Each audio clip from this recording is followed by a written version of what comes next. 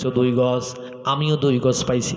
বলে তুমি শুনে রাখো, আমি আমার বাবার বড় ছেলে, একজন রাষ্ট্রপ্রধানের বড় ছেলে হযরত আব্দুল্লাহ রাদিয়াল্লাহু তাআলা আনহু ডাক দিয়া বলে, একজন প্রেসিডেন্টের ছেলে হওয়ার পরেও আমি মদিনাতুল মুনাওয়ারার অলিতে গলিতে কাপড়ের টুপি বানায়া বিক্রি করে আমি আমার নিজের জীবনটা চালাই। সুবহানাল্লাহ বললেন না? একজন প্রেসিডেন্টের ছেলে মক্কার অলিতে গলিতে মদিনাতুল মুনাওয়ারার অলিতে গলিতে কাপড়ের টুপি বানায়া বিক্রি করে চলে। আর আমাদের প্রেসিডেন্টের ছেলের কয়টা বাড়ি, গাড়ি আর নারীর কোনো অভাবই নাই, ঠিক কিনা? এদের গাড়ির চাপাতে সাধারণ মানুষ মরলে তাদের বিচার হয় না, রাষ্ট্রীয় ক্ষমতায় থাকার পরে নিরপরাধ মানুষকে মারে তাদের কোনো বিচার হয় না। জোরে বলেন কথা ঠিক কিনা? হযরতে আব্দুল্লাহ রাদিয়াল্লাহু তাআলা আনহু ডাক দিয়ে বলল, ভাই শোনো, গতকালকে যেখানে কাপড় বন্টন করা হয় সেখানে আমাকে আমার বাবা 2 গজ দিছে। দিছে। আমার 2 গজ কাপড় আমি আমার বাবাকে গত রাত্রে হাদিয়া দিয়ে দিয়েছি। আমার 2 গজ আর আমার বাবার 2 গজ, এই 4 গজ কাপড় দিয়ে আমার বাবার লম্বা বডির লম্বা জামা বানিয়ে নিয়েছেন। আমার বাবা কিন্তু বাইতুল মালের কাপড় চুরি করতে পারে না। বর্তমান নেতা আর আগেকার নেতাদের ভিতরে তফাৎ আছে না নাই? জোরে বলেন। এই জন্য 1 নাম্বার কিয়ামতের আলামত রাসূলুল্লাহ বললেন, ইযা দুখিদাল ফাইয়িদু বালান, শেষ জামানায় আমার উম্মতের ভিতরে যখন এমন মানুষ নেতৃত্ব দিবে তারা পাবলিকের টাকা মেরে নিজের পকেটে ঢোকায়। শুধুমাত্র তাই নয়, আপনি জন্ম নিবন্ধন করতে গেছেন ইউনিয়ন পরিষদের ভিতরে, নাম পরিবর্তন করার জন্য গেছেন, সরকারি ফি যদি 100 টাকা থাকে, ইউনিয়ন পরিষদের সচিব আপনার কাছে 1000 টাকা চাইয়া বসে থাকে।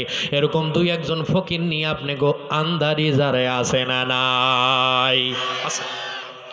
সরকারের একটা প্রকল্প আছে কাবি খা, নাই? কাজের বিনিময়ে খাদ্য আছে না নাই? সরকারের এটা লক্ষ্য এবং উদ্দেশ্য হলো গরিব মানুষ যারা থাকবে, অভাবী দুস্থ যারা থাকবে, এই 40 দিনের মাটি কাটার ভেতরে তাদের নামটা ঢুকায় দিয়ে তাদের একটু স্বাবলম্বী করবে। কিন্তু যারা দায়িত্ব পায়, দেখবেন ওই সর্দার সাহেব, তার স্ত্রী, তার বিবি, তার শালি, তার শালা, নিজের যদি শ্বশুর জীবিত থাকে তারপরে নিজের শাশুড়ির এতিম বানায়, বিধবা বানায়া নিজেই 10 ফকিন্নির লিডার সেজে বসে থাকে। এরকম নেতা বর্তমানে অন্য দেশে আছে, নাগেশ্বরীতে একজনও নাই। কথা বলে না কেন? আছে না নাই? এই জন্য আল্লাহর নবী বলেছেন এটা হলো কিয়ামতের প্রথম আলামত। 2 নাম্বার রাসূলুল্লাহ ডাক দিয়ে বলে, তোমরা শোনো, আক্কা উম্মাহু, শেষ জামানায় আমার উম্মতের ভেতরে এমন এমন যুবকের আবির্ভাব হবে, বিয়ে করার আগ পর্যন্ত তার মায়ের সাথে সুন্দর ব্যবহার থাকবে, কিন্তু বিয়ের পরে মাকে ভুলে যায়। তার স্ত্রী তার এমন আপনজন হয়, তার শাশুড়ি আম্মা তার নিজের মায়ের চাইতেও বেশি আপন হয়। এরকম যুবক আজকের মাহফিলেও থাকার সম্ভাবনা আছে। আছে না নাই? জোরে কম। যারা আছে বলতেছে তাদের ভিতরে 2-1 জন ওই যে তাও কইতেছে আছে। আছে না নাই? জোরে বলে। আল্লাহর হাবিব ডাক দিয়া বলে, 2 নাম্বার কিয়ামতের আলামত হলো আক্কা উম্মাহু, শেষ জামানায় আমার উম্মতের ভেতরে সন্তানের সাথে মায়ের কোনো সম্পর্ক থাকবে না। বড় আফসোসের বিষয় হলো আজকের এই বিশাল বড় প্যান্ডেলকে স্বাবলম্বী করার জন্য অনেকে টাকা পয়সা দিয়েছে, এটাকে সাফল্য মণ্ডিত করার জন্য টাকা পয়সা দিছে। উদ্দেশ্য হলো আল্লাহকে রাজি এবং খুশি করা, ঠিক কিনা? জোরে কন। কিন্তু আল্লাহর নবীর সাহাবী আব্দুল্লাহ ইবনে আব্বাস বুখারী শরীফের ভিতরে তিনি বলেছেন, ইন্নী লা আ'লামু আমালান আকরাবু ইলাইহি মিন বিররিল ওয়ালিদাইন, আল্লাহকে রাজি খুশি করার জন্য পৃথিবীতে সব থেকে বড় মাধ্যম হলো মা বাবার সেবা করা। জোরে বলি সুবহানাল্লাহ। কি করা? মা বাবার খেদমত করার চাইতে আল্লাহকে কাছে পাওয়ার উত্তম মাধ্যম আর? আল্লাহ রাব্বুল আলামিন ডাক দিয়ে বলে, বান্দা তুমি তোমার মায়ের খেদমত কেন করবে? তুমি তোমার মায়ের পেটের ভেতরে প্রথম 40 দিন শুধুমাত্র নাপাক পানি, ঠিক কিনা? জোরে বলেন। 40 দিন অতিক্রম হয়ে যাওয়ার পরে আল্লাহর নবী ডাক দিয়া কয়, দ্বিতীয় 40 দিনে আল্লাহ রাব্বুল আলামিন ওই পানিটুকুন রক্তপিণ্ড পরিণত করে। আল্লাহ রাব্বুল আলামিন যদি ইচ্ছা করতেন মায়ের পেটের ভিতর থেকে আমাকে আপনাকে রক্তপিণ্ড থাকা অবস্থায় মায়ের পেটের ভিতর থেকে ডাস্টবিনে নিক্ষেপ করার ক্ষমতা আমার আল্লাহর আছে না নাই? আছে কিনা? ধরে বলেন। আল্লাহ রাব্বুল আলামিন ডাক দিয়ে বলে, বান্দারে 40 অতিক্রম হয়ে যাওয়ার পরে প্রথম 40 দিন আমি আল্লাহ রাব্বুল আলামিন তোমার মায়ের পেটের ভেতরে শুধুমাত্র নাপাক পানি রেখে দিলাম। দ্বিতীয় 40 দিনে ওই নাপাক পানিটুকুন রক্তপিণ্ড পরিণত করলাম, তৃতীয় 40 দিনে রক্ত থেকে মাংসপিণ্ড পরিণত করলাম।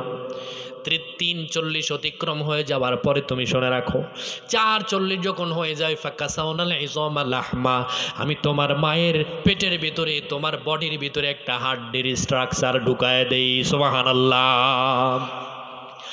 আল্লাহ রাব্বুল আলামিন ডাক দিয়ে বলে, বান্দারে তুমি তোমার মায়ের পেটের ভেতরে তখন পর্যন্ত মরা, 40 হয়ে গেছে কিন্তু আমি তখন পর্যন্ত আমার মায়ের পেটের ভেতরে মরা। সুম্মা নুফিখা ফীহির রূহ, অতঃপর আল্লাহ রাব্বুল আলামিন মায়ের পেটের ভিতরে রূহ ফোকায় দেয়।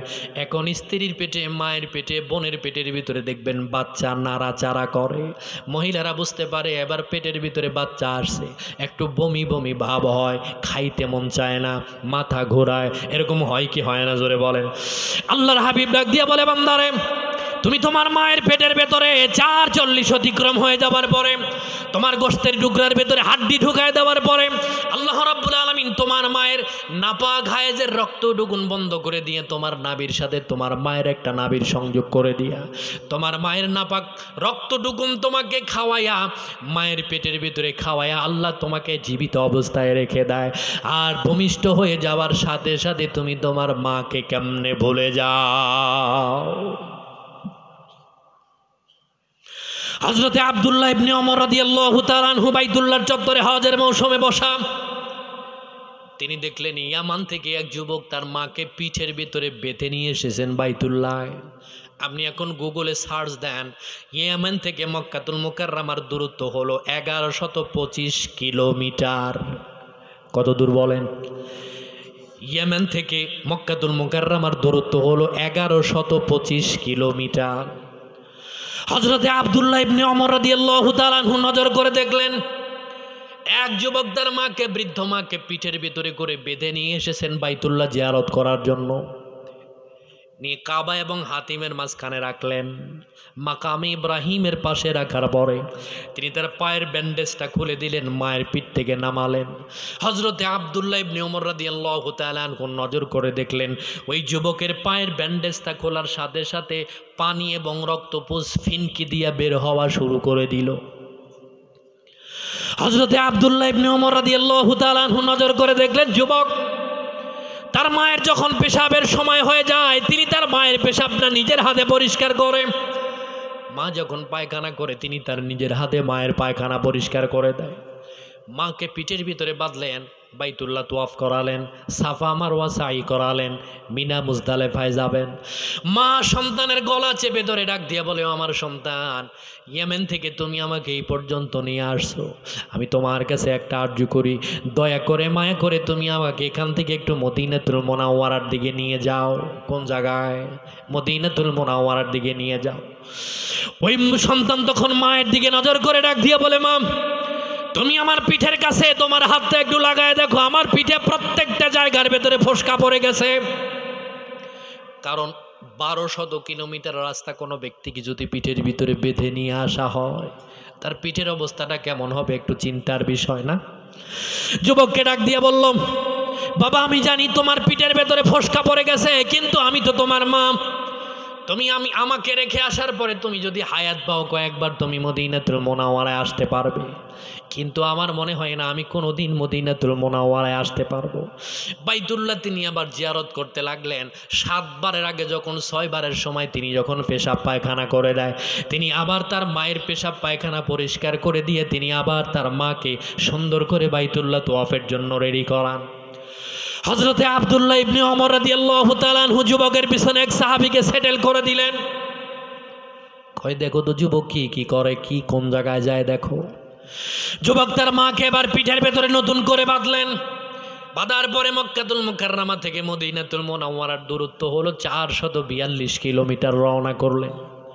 রাস্তার ভেতরে তার মা ঠিক মতো চোখে দেখে না, হাঁটতে পারে না, বসতেও পারে না, এরকম মা। ও যুবক, আমি তোমার পায়ে হাত দিয়ে বলি, বলো তো তোমার মা বৃদ্ধ হয়ে গেছে, তোমার বাবা বৃদ্ধ হয়ে গেছে, আজ পর্যন্ত কোনোদিন তোমার মায়ের মাথায় তেল লাগায় দিছো নাকি? এরকম যুবক পাওয়া যাবে না। বিয়ে করার পরে 6 মাস হলো বাবার সাথে কোনো যোগাযোগ নাই, মায়ের সাথে কোনো কথাবার্তাই নাই। নিজের শাশুড়ির সাথে যদিও আমার সম্পর্ক আছে, কিন্তু আপন মায়ের সাথে সম্পর্ক নাই? এরকম যুবক আছে না নাই? আল্লাহ রাব্বুল আলামিনের হাবিবের সাহাবী নজর করে দেখলেন ওই যুবক তার মাকে পিঠের ভেতরে করে বেঁধে মদিনাতুল মুনাওয়ারার দিকে রওনা করলেন। এখন তো রাস্তায় 100 টানে যাওয়া যায়, গাড়ি দিয়ে যাওয়া যায়, কিন্তু পাথর খচিত রাস্তা, কঙ্কর খচিত রাস্তায় মাকে নিয়ে যাওয়াটা এতটা সহজ রাস্তা ছিল না। কিন্তু মা যেহেতু ওসিয়ত করেছেন, মায়ের আদেশ পালন করাটা সন্তানের জন্য ফরজ। তিনি বাইতুল্লাহর গিলাফ ধরে লাব্বাইকা আল্লাহুম্মা লাব্বাইকা বলে হাজিরা দিয়েছেন, এইটা যেমন ফরজ, তার মা এখান থেকে মদিনাতুল মুনাওয়ারায় নিয়ে যাবার কথা বলছেন, এইটাও তার জন্য ফরজ, নিয়ে যেতেই হবে।